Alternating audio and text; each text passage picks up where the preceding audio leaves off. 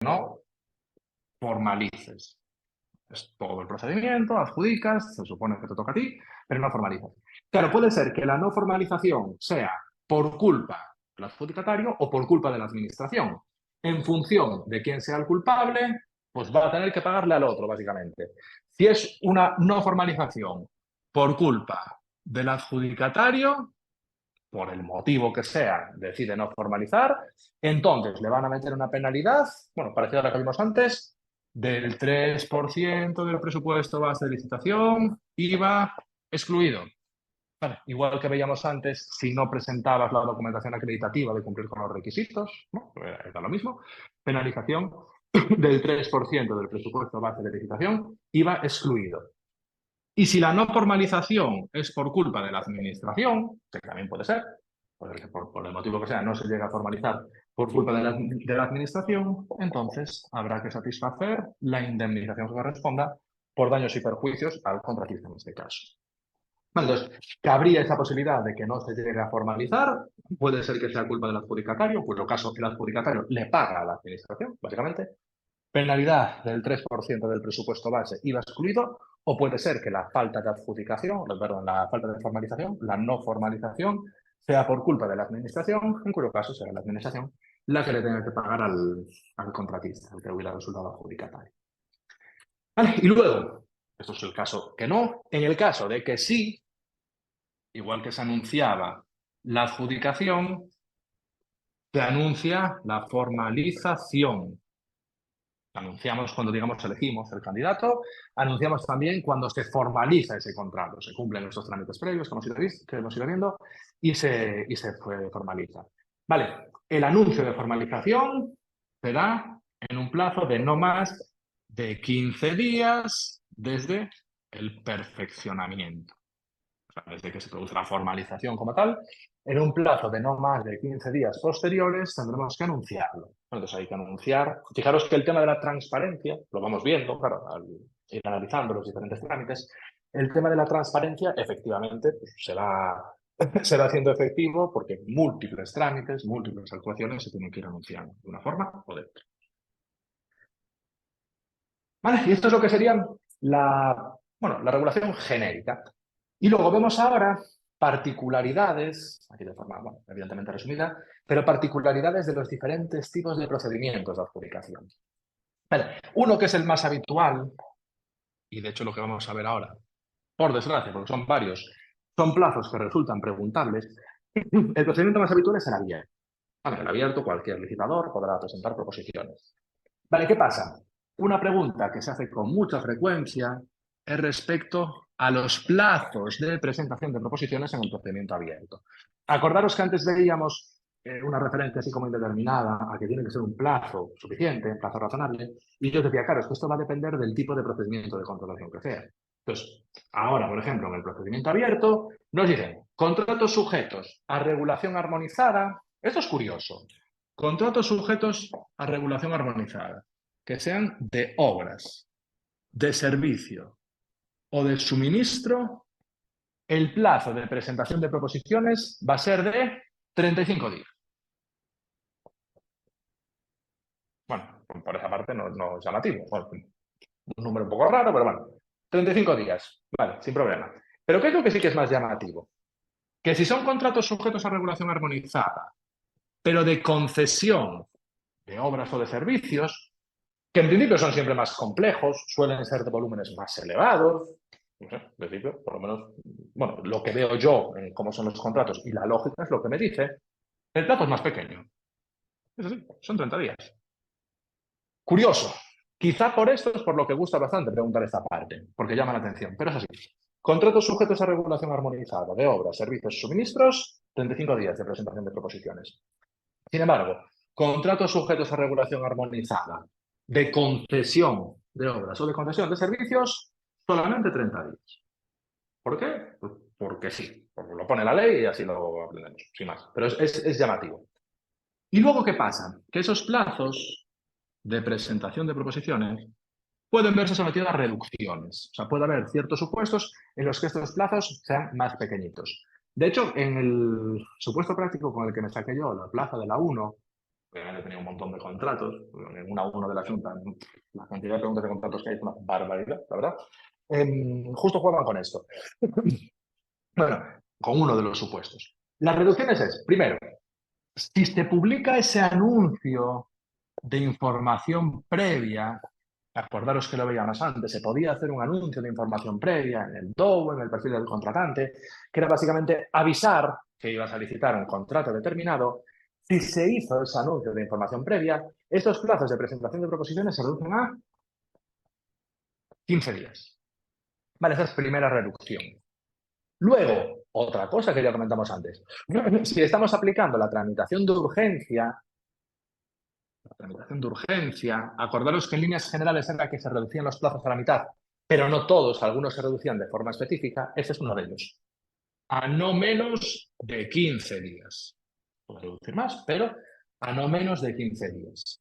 O sea, podría ser más tiempo, me refiero, pero no menos de 15 días. Y luego, con la reducción con la que jugaban en el supuesto en el que se ha la plaza de la 1, es que si se aceptan ofertas por medios electrónicos, los plazos se reducen 5 días.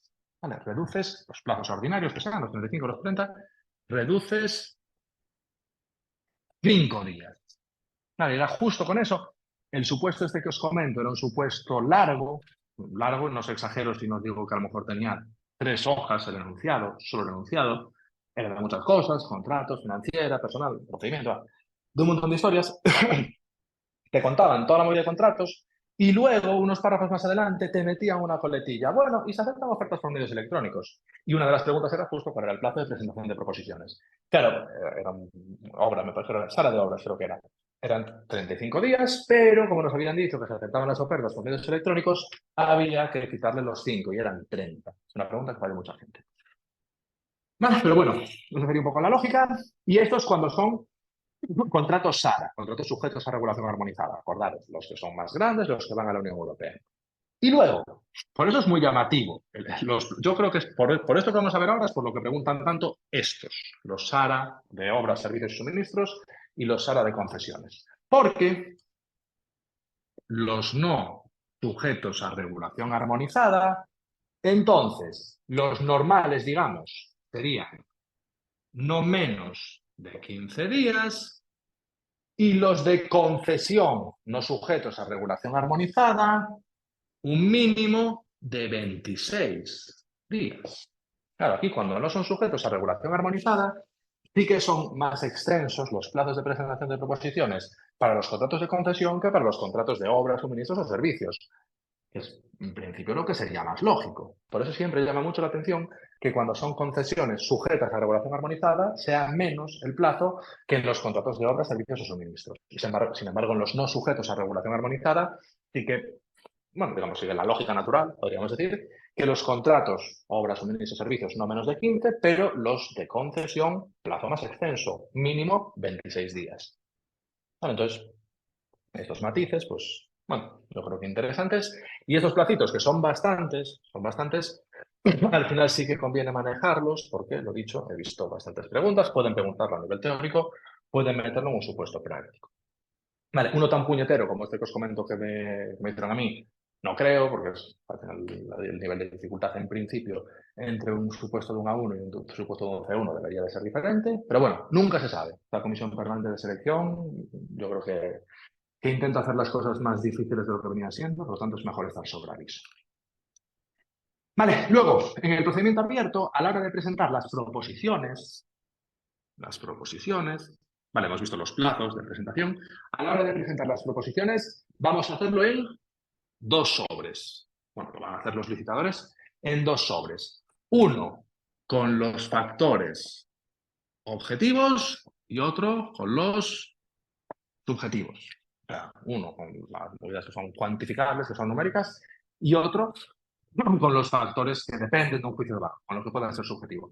Presentas los 2 sobres, ¿vale? Uno con los aspectos objetivos y otro con los aspectos subjetivos. Vale, es un poco en consonante con lo de abrir uno primero y abrir otro después. Vale, luego, plazo para abrirlos, se presentan las proposiciones, plazo de apertura, apertura de los sobres con las proposiciones de los diferentes licitadores, sería 20 días desde la finalización del plazo de presentación de proposiciones. Es decir, desde que tenemos todas las proposiciones que nos quieran presentar todos los licitadores que hayan querido participar, desde que finalice ese plazo de presentación de proposiciones, con los numeritos que sean en función de lo que hemos visto antes, de los supuestos, las reducciones y tal, la apertura en ese plazo de 20 días desde la finalización del plazo de proposiciones. Y luego, los sobres y la adjudicación dentro de lo que es el procedimiento abierto. Claro, acordaros que lo normal era adjudicar atendiendo a varios criterios, ¿no? Una pluralidad de criterios basándonos en esa mejor relación calidad-precio. Pero veíamos que, bueno, que pudiera ser que en algunos casos pues hiciéramos una adjudicación basándonos en un único criterio, en cuyo caso tendría que estar obviamente relacionado con el coste. No podías adjudicar solamente basándote en criterios subjetivos. Si solo eliges uno, tiene que estar relacionado con el coste. Vale, pues entonces, si vas a adjudicar basándote solamente en el precio, vale, un solo criterio basado en el coste, adjudicas en función del precio, tendrás que hacerlo en el plazo de 15 días desde la apertura de las proposiciones. Vale, es menos tiempo. ¿Por qué? Porque si adjudicas atendiendo a varios criterios, que eso es lo habitual, esa es la norma general, lo que se persigue, pluralidad de criterios, atendiendo a esa mejor relación calidad-precio, entonces sería un plazo de 2 meses. Vale, si es un único criterio, si atiendes al precio, 15 días desde que se produce la apertura de las proposiciones. Si son varios criterios, 2 meses. Es lógico, al final es lógico. Si solamente es una cosa la que tengo que valorar y es un dato objetivo, al final es una clasificación de números, en última instancia, solamente necesito 15 días, no hay mucho que pensar. Sin embargo, si voy a adjudicar atendiendo a varios criterios, habrá factores subjetivos, bueno, obviamente me va a requerir más tiempo, me va a requerir más esfuerzo el hacerme la idea de cuáles son las mejores ofertas, tengo que hacer más trámites y consecuentemente necesito más tiempo. En ese caso serían los 2 meses. Vale, entonces estos placitos, bueno, para el procedimiento abierto, quizá más interesantes los anteriores, los de presentación de proposiciones, pero esta lógica de cuando se abren las proposiciones y cuando se produce la adjudicación en función de la fecha en la que abrí las proposiciones, también pudieran ser interesantes. Voy a intentar coger otro, le pinta mejor porque este se me estaba quedando bastante sin tinta. Vale, pasamos ahora a un artículo súper importante, también es de los muy preguntables, de los artículos también estrella, tipo como los menores, las garantías, bueno, estas cosillas que os decía, que es el 159. Aquí nos van a regular el procedimiento simplificado y luego, bueno, el del 159.6, que todo el mundo le llama súper simplificado. Todo el mundo le llama así menos la ley, pero bueno, es un nombre común. Entonces, el simplificado es el 159.1, diría yo. Bueno, sí, el del 159 ordinario. Y luego uno específico que es el del 159.6, que comúnmente se le denomina súper simplificado. Es verdad que la ley no le llama así, pero todo el mundo, de hecho lo he visto hasta en supuestos prácticos, de verdad, en exámenes, que le ponen ese nombre de súper simplificado. Simplificado, súper simplificado. Ambos procedimientos, evidentemente más sencillos que los que tenemos de forma ordinaria, ahorran trámites, pero aquí con lo que juegan siempre, y esto lo he visto preguntado a nivel teórico, a nivel práctico, consecuentemente esos numeritos que vamos a ver ahora también súper importantes, es cuándo podemos aplicar uno, cuándo podemos aplicar el otro. Y aquí volvemos un poco a la lógica que ya hemos ido comentando en varias ocasiones. Según el tipo de contrato que sea, nos ponen unos umbrales, nos ponen otros. Para poder aplicar el simplificado, el normal del 159, el simplificado sería para contratos de obras, el propio artículo nos dice la cuantía, serían de valor estimado inferior, lo ponemos así, a 2 millones de euros. Vale, entonces, para aplicar el simplificado normal, podrían ser contratos de obras de valor estimado inferior a 2 millones o contratos de suministro o de servicio. Y aquí no nos dicen la cuantía, aquí nos remiten a los artículos que son 22.1 letra A y 23.1 letra A, no me acuerdo, 21, 22 o 23. Nos remiten al importe de los contratos SARA para el Estado. Ojo, entonces, en el artículo 159 no me dicen la cuantía, pero voy a ese artículo el 21.1 letra A o 22.1 letra A. Bueno, nos remiten al artículo que regula importe de los contratos SARA para la administración del Estado, porque nos remiten específicamente a la letra A. Y entonces serían los que tengan el valor estimado, bueno, sería igual o superior, bueno, perdón, igual o inferior a los 143.000 euros. Vale, entonces, para los contratos de obras, los 2 millones. Para los contratos de suministro o de servicio, no nos dice el artículo el número concreto, sino que nos remiten a donde se regulan los contratos SARA para el Estado. Ojo, que esa es una pregunta que me han hecho en varias ocasiones. Claro, en un supuesto práctico me dicen que es una comunidad autónoma, entonces no tengo que aplicar los 143.000 euros, tengo que aplicar los 221.000. No. La referencia para el simplificado es solo a los del Estado, es solo a los del Estado. No me están metiendo, independientemente de que sea un órgano estatal o un órgano autonómico el que vaya a licitar ese contrato, para ver si es SARA o no, sí que evidentemente tienes que hacer la diferenciación, para ver si puedes aplicar el procedimiento simplificado o no, te remite siempre la cuantía estatal, a los 143.000 euros. Bueno, entonces, obras los 2 millones, para los de suministro, los de servicio, los 143.000 euros. Vale, eso sería el simplificado normal. Pero ¿qué pasa? Que no es ese el único requisito. Necesitas primero un requisito de valor estimado del contrato y luego que sea un contrato, digamos, que lo vayamos a adjudicar atendiendo a criterios objetivos, podríamos decir. Porque tendría que darse también, además de que se cumplan con estos importes en función del tipo de contrato que sea, que para ese contrato no tengamos en cuenta para adjudicarlo juicios de valor o que en el hipotético caso de que los tengamos, que como máximo supongan un 25% de la ponderación que vamos a tener en cuenta a la hora de adjudicar o no el contrato. Entonces serían, por una parte, que se cumpla con el valor estimado correspondiente, por la parte de las obras los 3 millones, menos de los 2 millones, por la parte de los suministros y los servicios los 143.000, y que además de cumplirse con esos importes de los contratos, que a la hora de adjudicar o no se tengan en cuenta los juicios de valor, o sea, una adjudicación puramente objetiva, o que en el caso de que se tengan, como mucho pondere, un 25%. Vale, nos meten un matiz, bueno, si son cuestiones intelectuales, contratos de índole intelectual, ese porcentaje podría alcanzar hasta el 45%. ¿Vale? Y aún así podríamos aplicar el procedimiento simplificado.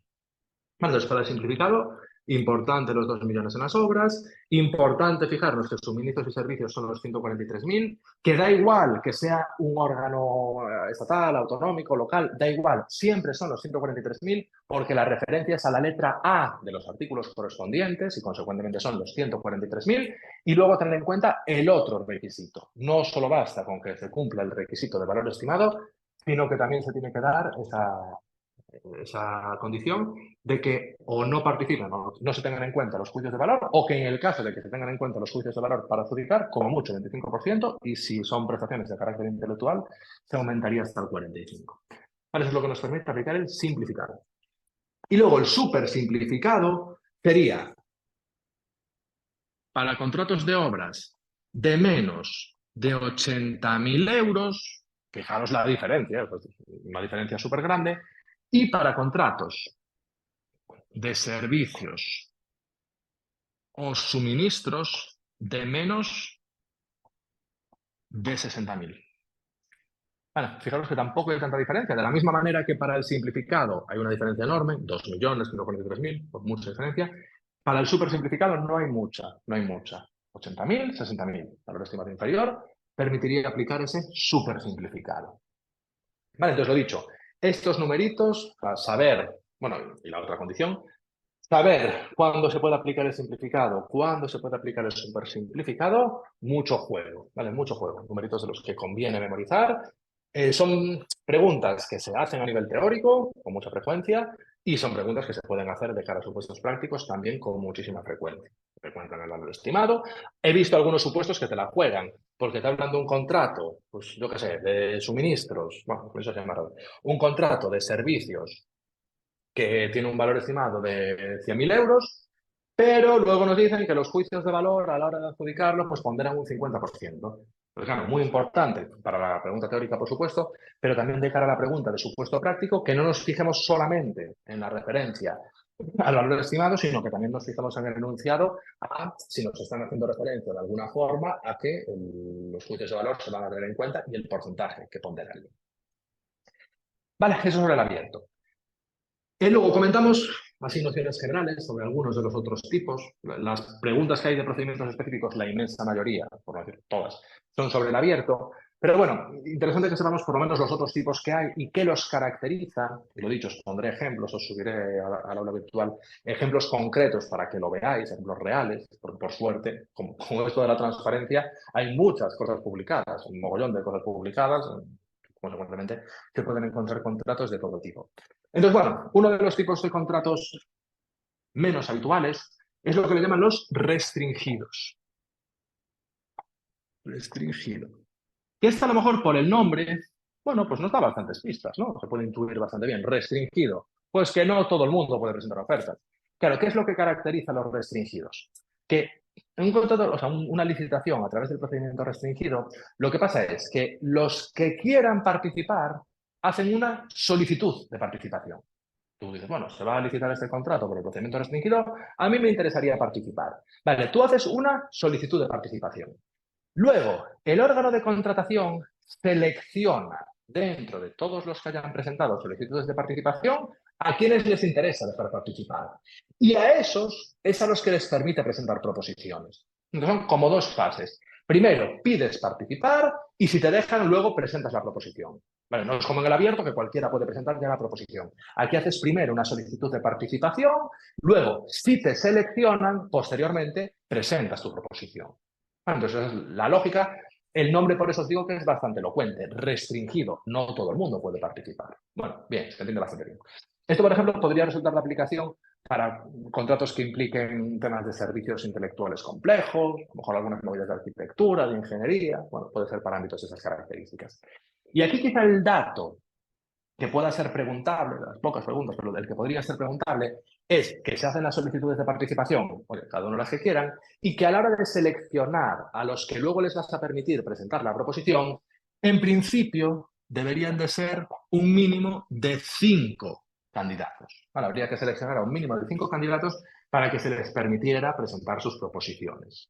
Vale, en principio es un mínimo de 5 candidatos. Puede ser que no cumplan los requisitos 5 y bueno, puede continuar, pero en principio sería ese mínimo de 5 candidatos. Entonces, la lógica del restringido, se hacen las solicitudes para participar y luego a los que se les permite participar son los que van a presentar las ofertas y bueno, los que van a hacer las proposiciones para contratos de esas características, igual arquitectura, ingeniería, temas intelectuales complejos y en principio habría que permitir presentar proposiciones al menos a 5 candidatos.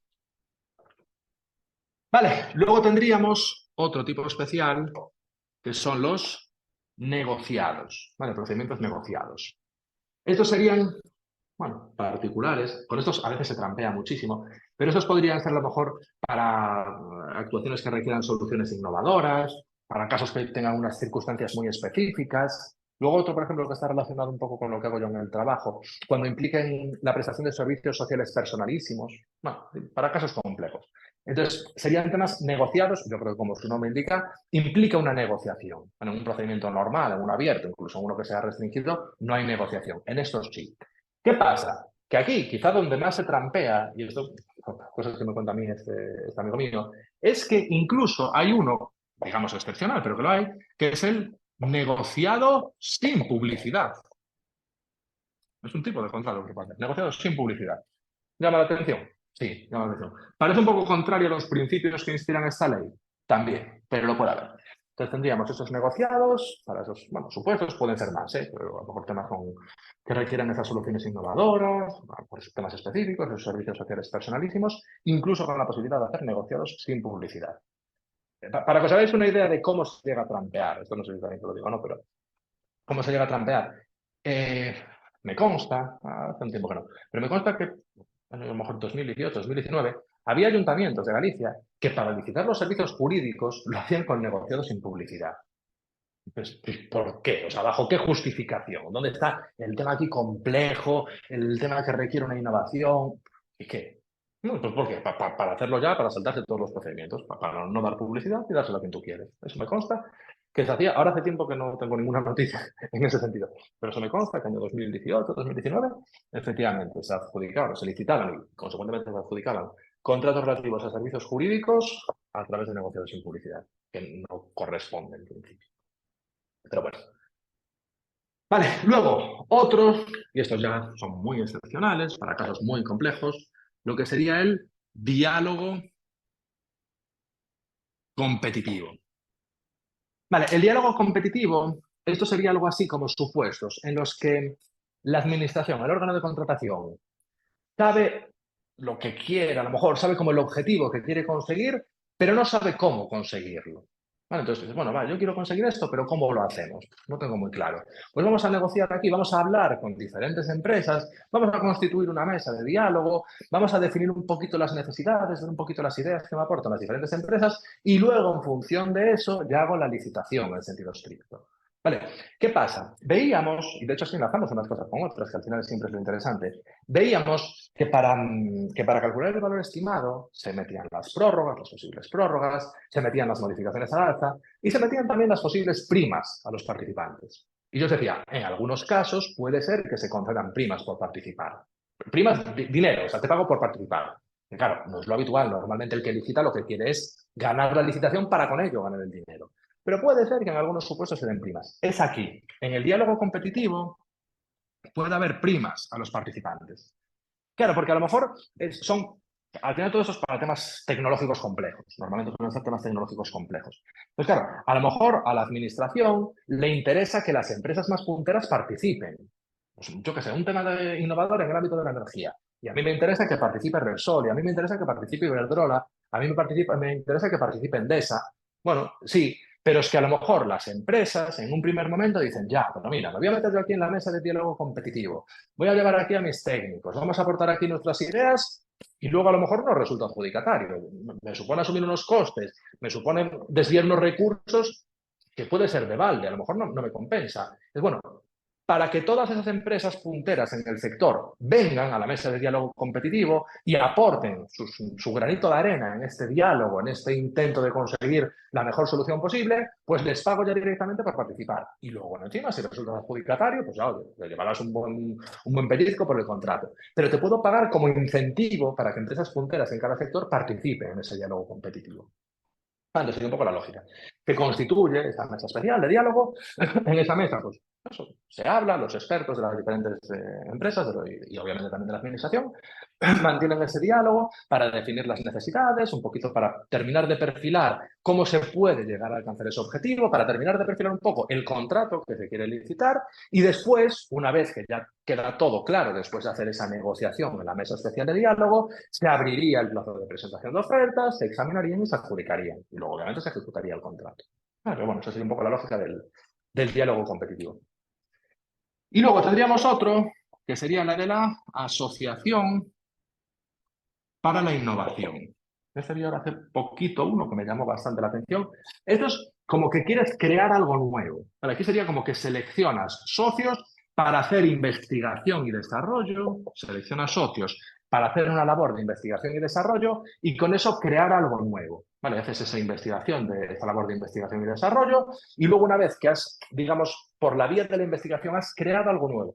Quizá un poco la diferencia es que con el diálogo competitivo sabes lo que quieres, pero no sabes cómo conseguirlo, a través de la Asociación por la Innovación lo que quieres hacer es crear algo novedoso. De esto vi hace poco uno que era de un software, no me acuerdo con qué empresa se hacía, pero vi hace poco uno que era de un software para calcular la duración de las incapacidades temporales, me parece que era. Bueno, un software que se había creado, partiendo de la nada, algo totalmente innovador, a través de este procedimiento, para calcular la duración, el tiempo de duración de las incapacidades temporales. Entonces, un poco para crear, para partir de la nada, se hace esa investigación y luego a partir de ahí pues ya se ejecutarían los contratos. Eso es lo que implicaría la Asociación para la Innovación. Y luego tenemos otro, que sería el concurso de proyectos, a ver si no se me queda sin tinta este también, que esto sería a lo mejor ya para temas más concretos, a lo mejor como de arquitectura, de ingeniería, de urbanismo, que básicamente se presentarían proyectos y luego habría un jurado que es el que procedería a examinar los proyectos, pues en temas urbanísticos, temas de edificaciones, de arquitectura, temas a lo mejor de ingeniería, de hacer un puente, lo que sea, se haría ese concurso de proyectos, se constituiría un jurado que sería el que examinaría los proyectos.